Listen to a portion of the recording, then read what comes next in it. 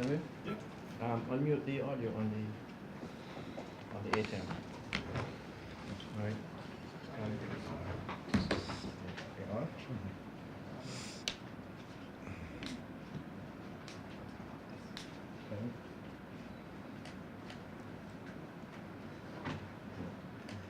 Thank you very much. Good afternoon to every one of you. I'd like first of all to thank members of the media. We've deliberately invited today both editors and reporters, journalists, and call-in show hosts where available. Over the course of the last few weeks, as you know, we've been going through a very lengthy process of consultation and sharing with persons.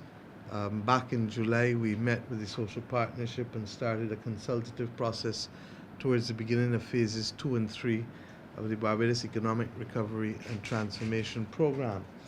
After meeting the social partnership within our own parliamentary party, we had a similar consultation.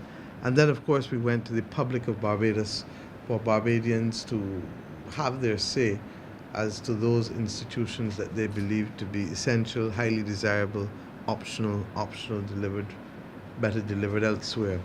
And in fact, the responses to that were phenomenal.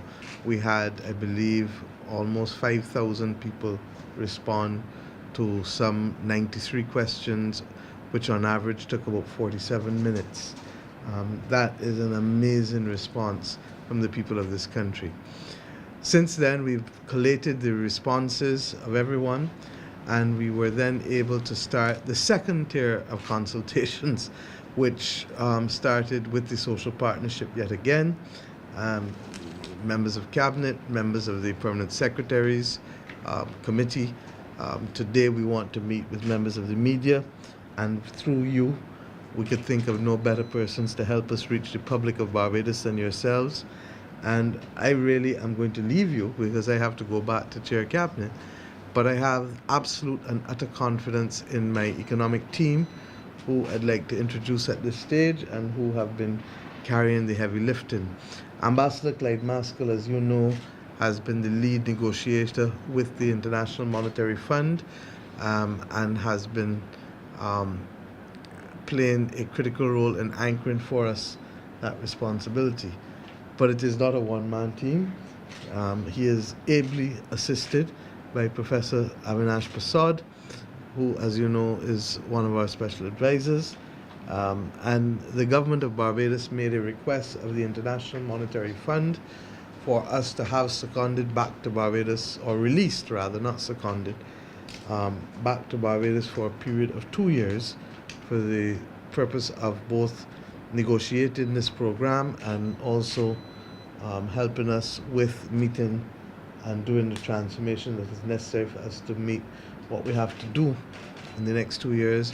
Dr. Kevin Greenidge, who has been at the International Monetary Fund for some 7 years and has had extensive work being part of teams that have gone to other countries, I think Zambia and Chad, and then part of a division of the IMF that in fact reviews programs on a consistent basis across many countries.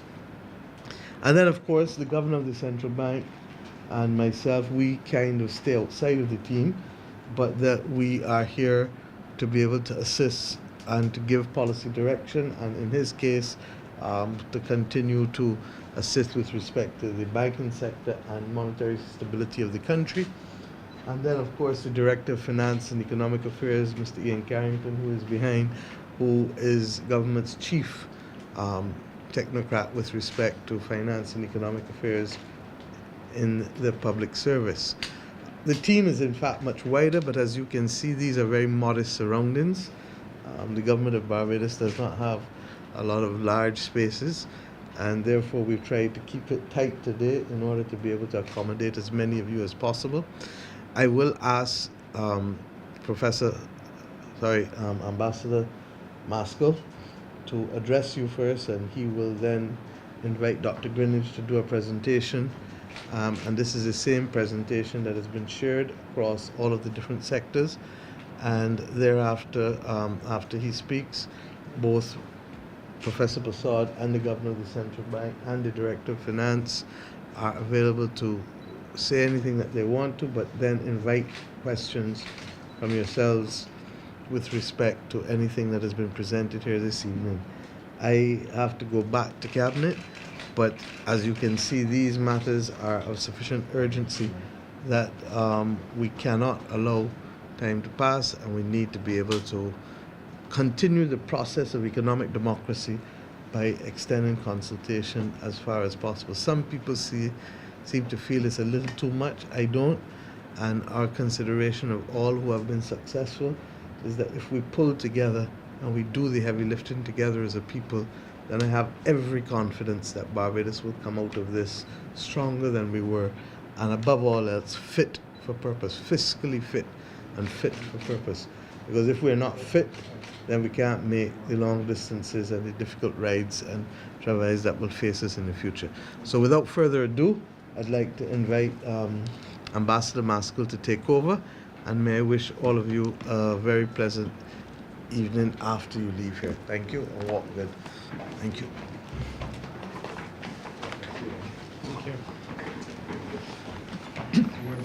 Good afternoon.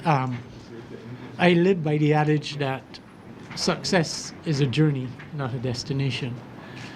And it is instructive that Prime Minister Mottley should speak about the journey that we are on. And as we know, journeys are fraught with difficulty. But truth be told, we have a very united team, economic team, very able united team that has worked assiduously over the last couple of weeks, in fact months, to get us to this stage. But I have to say this, that this journey can be attributed, so far the success can be attributed to the leadership of the Prime Minister, who has chosen very wisely, from Professor Persaud to the very able Dr. Greenidge, who will speak very shortly, my colleague and friend for a long time, the Governor of the Central Bank and the Director of Finance and Economic Affairs. This journey, however, we stumbled over the last 10 years, and there was a lack of leadership. And in so doing, the country reached a stage where our economic fortunes became unsustainable in relation to growth, in relation to debt, in relation to our foreign reserves, in relation to the printing of money at the central bank. In every regard, we had 10 years of it. I therefore now invite Dr. Greenidge to give you a perspective of the approach of the government of Barbados by identifying the Barbados Economic Recovery and Transformation Program and also outlining the way forward, something that he would refer to call RE. Thank you. Thank you, Ambassador Clyde. Thank you, ladies and gentlemen. And as Ambassador Clyde pointed out, my role here is quite simple.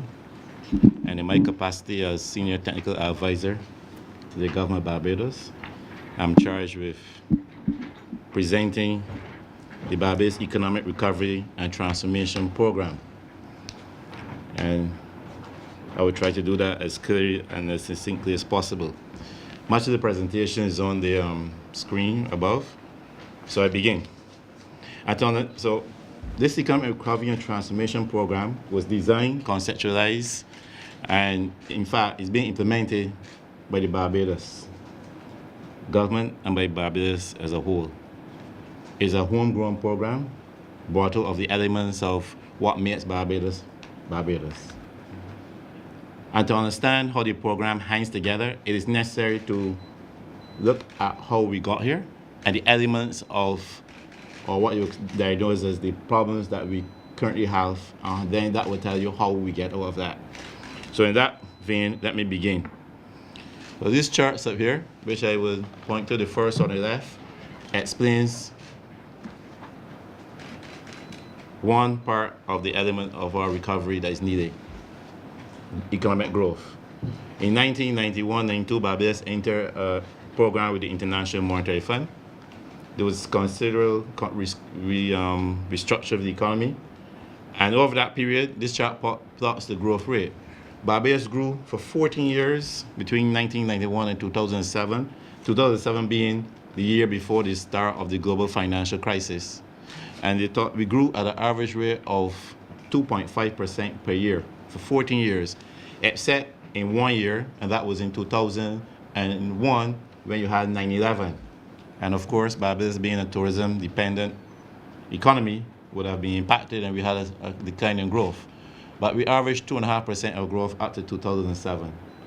Then along came the crisis, and of course, our growth collapsed.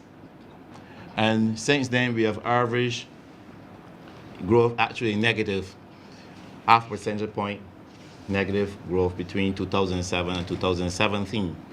Now, to put that in context, what it really means, the chart on the right is like the size of the cake, the economic cake that we all have to share in.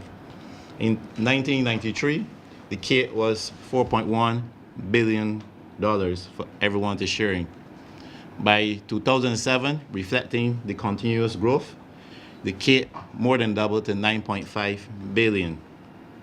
Then, because after the crisis, things stagnated, and in fact, on average, didn't grow very much, the cake only increased margin 9.5 to 9.9. So the 10 years, the cake has not really grown in terms of the wealth and what is shared among, we have to share among ourselves. So we can see one element of the diagnosis, if we were a medical profession diagnose a problem, will be the absence of growth. So that's one element. And let's continue with the story. The next chart we see here on the left, one tells you what's happening on the fiscal, because the driver of, as I talked, the debt, and also what happens to growth is also reflecting the fiscal position in government finances. I tried to split it between the same period, 1993 to 2007, and there's two concepts in terms of understanding fiscal position. One is overall balance, and one is the primary balance. Not to get technical, the difference between the two are interest payments. The bottom line is the overall, the top is the primary.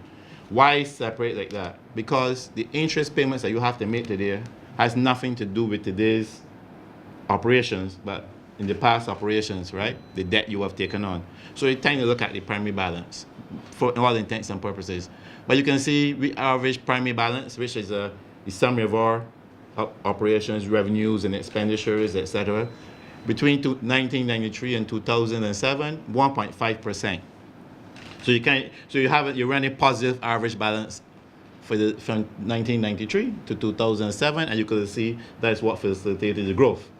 But after the crisis, you could see the second half between 2008 and 2017, our primary balances were in deficits, averaging 1%.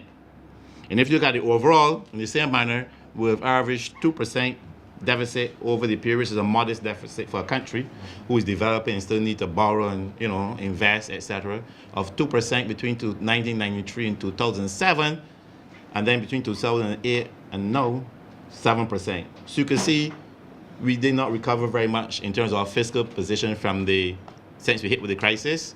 One analysis suggests the response to the crisis was probably not appropriate, and then after that we had considerable fiscal slippage.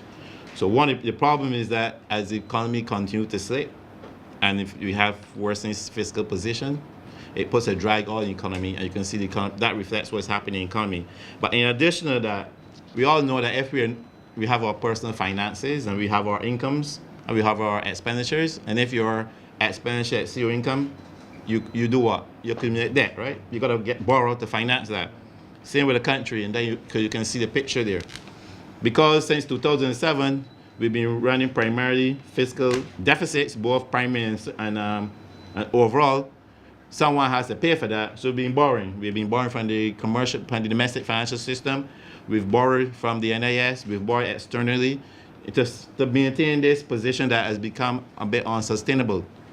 And our deficit, our overall debt to GDP ratio, and why do we use debt to GDP ratio? It gives an anchor in terms of standardizing. So if I put it in terms of individuals, a person with a salary, say, 2,000, and they have a debt of 10,000, that's a high ratio. But that same 1,000 for a person earning 200,000 is a manageable. So we always classify in terms of debt, so you get a notion. So country, the income is the GDP. So we anchor in terms of that. So in 2007, our debt to GDP ratio was around in the region of 75%, quite manageable.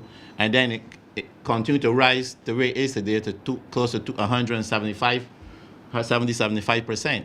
And that reflects the fact that they continue to have to borrow to sustain the position that keeps worsening over time, right?